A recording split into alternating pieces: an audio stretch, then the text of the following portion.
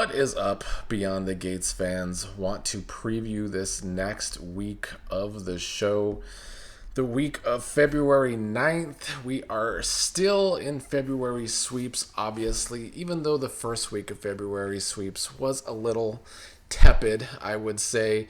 The preview for this week that they gave us on Friday did look a lot better. We're getting some action. We seem to be getting some storyline movement. That's what February and other sweeps months are supposed to be about. I also read a couple of spoilers that I am looking forward to. Let's go over the video preview first, which shows us Pamela and Dani hosting some sort of special guest. I don't know if this is the fashion designer that Andre got Dani a job to take photos for or not. I would assume so, but maybe it's something else. I will say the more I have reflected on those Andre and Dani scenes in the middle of this past week, the more annoyed I am about them. I think they fell flat. I think the show making Andre be too much of a pushover in those scenes with Dani and just letting Dani gaslight him isn't good for both characters. You know, they've had a really good thing with the Andre and Dani and Bill and Hayley stuff, but I think that was the first misstep in their story in a while. Even though we will see, and we'll talk about here in a few minutes, some action from Andre perhaps this week. But the next thing in the preview was Chelsea and Madison announcing their engagement, and Bill not looking too happy about that engagement. I don't know if that is the thing that Bill looks unhappy about in the preview, or if he's upset about something else, because I don't know if he has a reason to be upset about Chelsea and Madison getting engaged. As I talked about on the Friday review, I'm not invested in this Chelsea and Madison relationship or their engagement. They really got to come up with better ideas for those two, or don't tell their storylines off screen. That might work too. The next thing in the preview is Smitty asking Jacob how far he is going to go in this undercover operation, and Jacob says that he's going to go far enough to prove himself. They have written it as Jacob trying to prove himself to Elon at the police station. As a police officer, we've always seen that Jacob is not great. You know, he's kind of slow about it. He needed Kat to help him last year to find Chelsea. So, I mean, I do think Jacob needs to prove himself to Elon, because I haven't seen that Jacob is a great cop yet.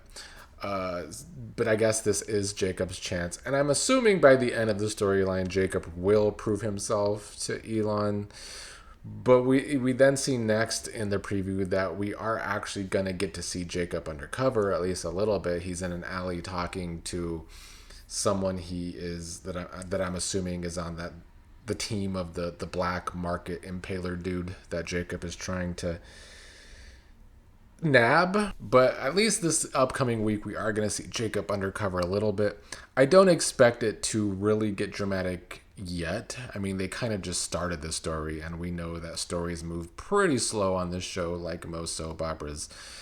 But it's a good start. At least I'm hoping it's a good start for the Jacob part of the story actually being undercover. Next part of the preview, love it. Lynette punching Hayley. I'm just glad Lynette's back, obviously, for one. And then after getting punched, Hayley calls her a crazy bitch. I have no idea what's happening with these two and why Lynette is punching Hayley. The scenes look kind of weird, like they were up to something. So maybe it is some sort of scam that Lynette is running. I don't know. But Lynette pops up kind of a lot in some of the spoilers I read for this next week. And anyone that's watched me knows I have enjoyed the character of Lynette. We haven't got enough about her. We haven't seen her too much. But she's going to be in at least 2 episodes in this upcoming week from what I've seen in the spoilers. So look forward to that. And Hayley has become one of the more entertaining parts of the show ever since we learned that she's a scam artist. In fact, Hayley and Bill are a great example of why I complain about the characters of Eva and Kat. Because Hayley and Bill have their own storyline, obviously, where Hayley's trying to poison and kill Bill. But they're giving them separate things to do. We're getting this backstory on Hayley. We're learning about her scamming days with Lynette and Randy. And now Lynette is being brought into her story with Lynette's own story. That's good. Same thing with Bill. Bill is getting poisoned by Hayley and still, you know, in that marriage, even though he's over it. But he also is in the storyline with the triangle with Andre and Dani.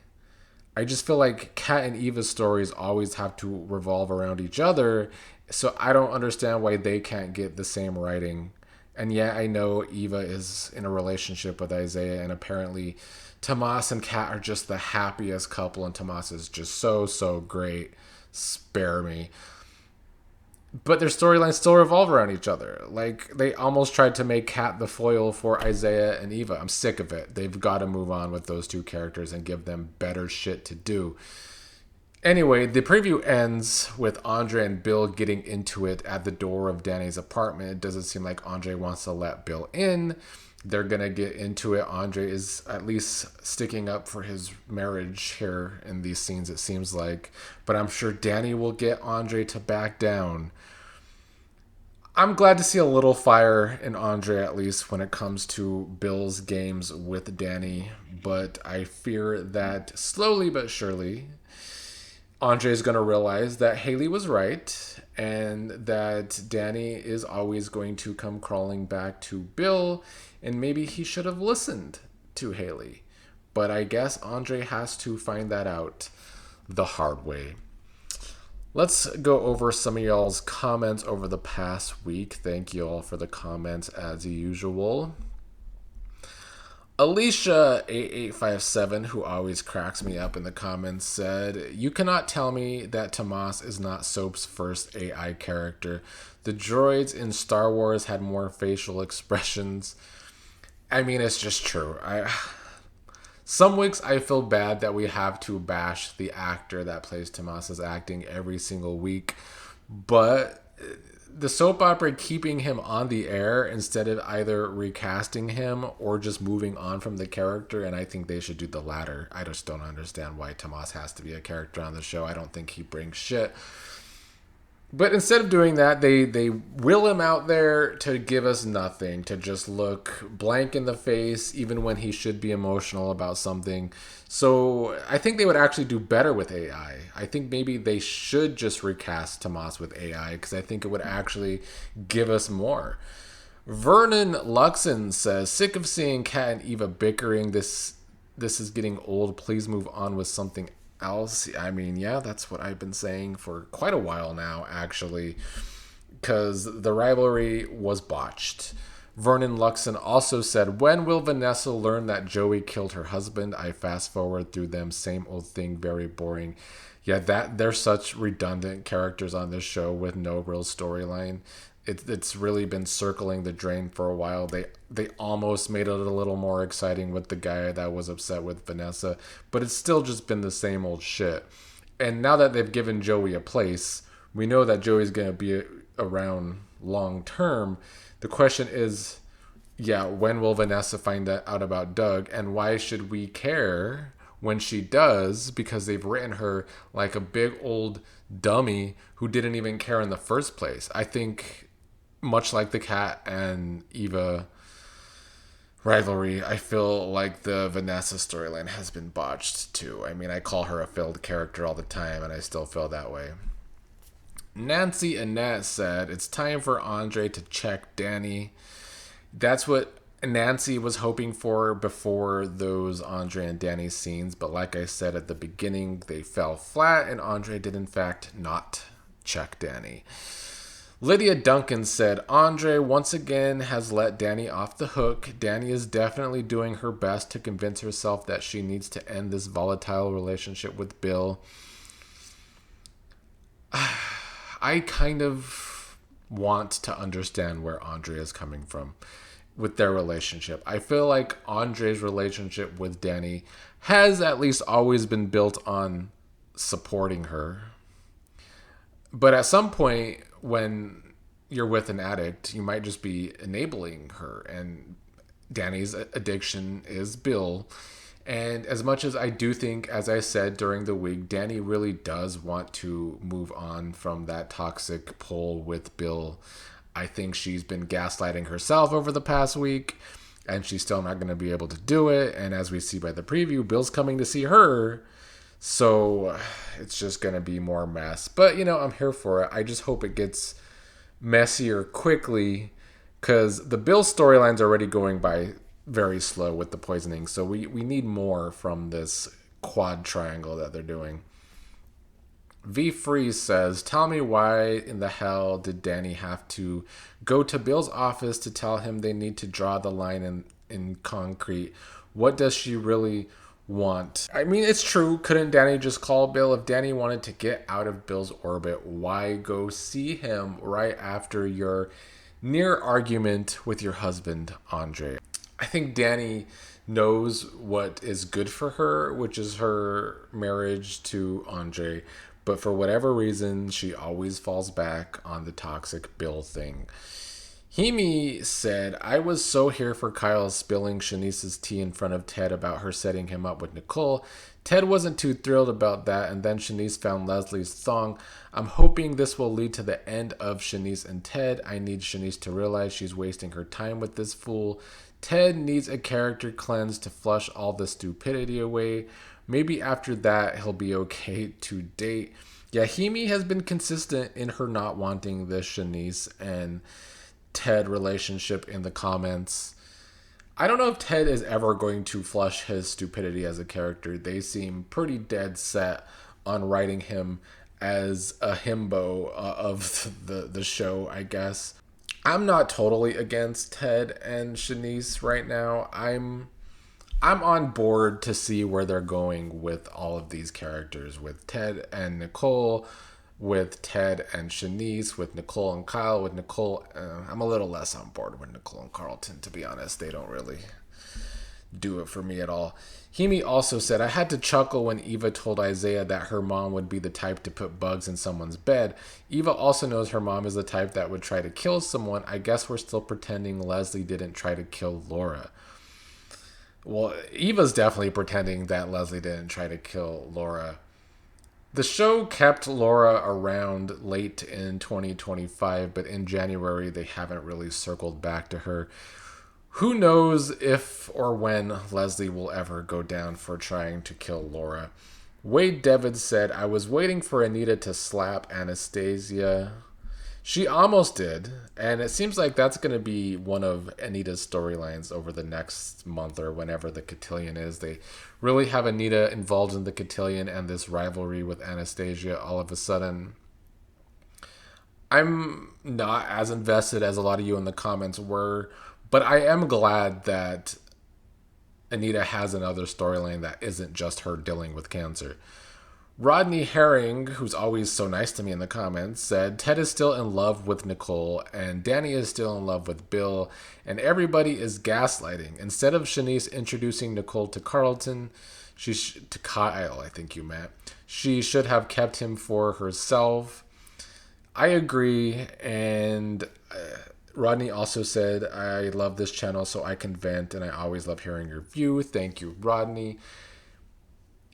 As a lot of people have said, I think Hemi and others have said as well, that Shanice really probably should have just tried to get with Kyle other than instead of getting in this drama with Ted.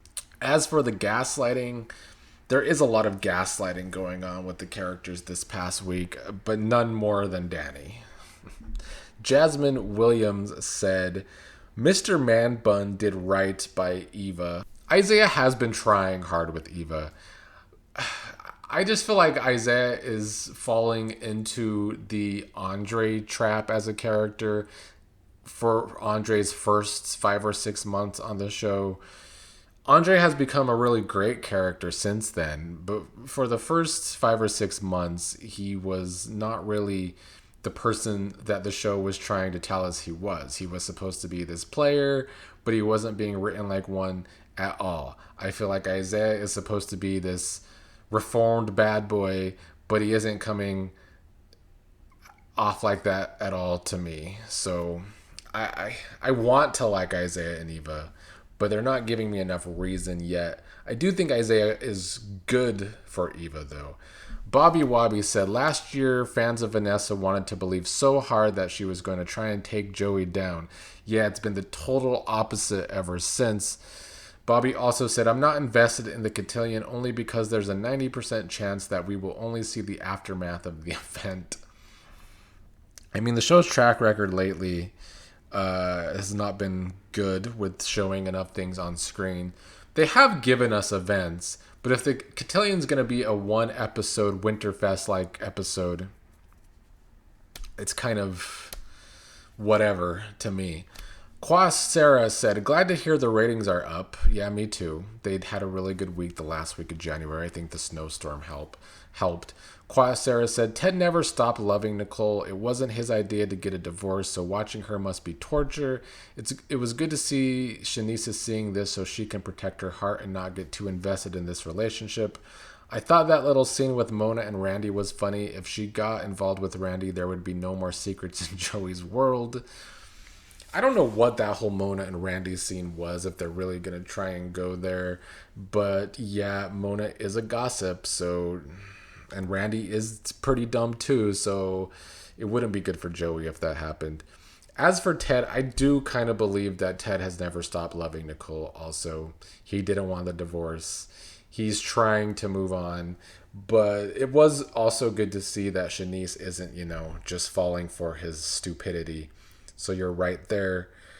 A few more before I gotta go. Dupree Richardson was quoting me saying, I have been tuning out of Martin scenes lately, that's what I said in one of my videos, and I meant it. It's not on purpose, but he comes on in a scene and I just want to do something else. Dupree Richardson said, you and me both. I hate how boring he is to me. They are lacking with him. He's the only male hair. He should be a main attraction. I think they need to keep Martin being the hothead that he was in the first 6 or 7 months of the show. And I get that characters need to evolve, and I guess he was still a hothead with Samantha just a few months ago. But lately, he's just kind of there. And that part of his personality isn't really there either. So I think, unfortunately, for Martin to be interesting, he needs to be a controlling hothead. Lamont Bradford said, Eva is a big dummy. She knows her mother is evil, but still stands by her side. Unfortunately, on Friday, Eva was giving big Ted energy. Book Chalice said, the thumbnail of Eva, seriously though, the battery stays in Leslie's back, but Eva keeps charging it and acting surprised when her mom does something destructive. Enough already. And yes, it's all about the previews at this point. Yeah, and Eva is a big enabler of her mother and just makes herself look dumb. She says one thing and does another. A. Smith said, seems like we see Derek more now than when he was on contract. He mentioned Grayson is shady, could be foreshadowing. Yeah, Derek has been on a lot the last couple of weeks, I guess. He'll probably disappear again after this Grayson storyline. I can't tell if they're making it obvious that Grayson is the Impaler or if it's too obvious and it's a fake out for us. But it does make me a little more interested in Grayson. Not quite more interested in Ashley yet, though. And that's just a hard thing to make happen, I guess. All right, I gotta go. Looking forward to this next week. I think it will be more February sweeps than this first week was.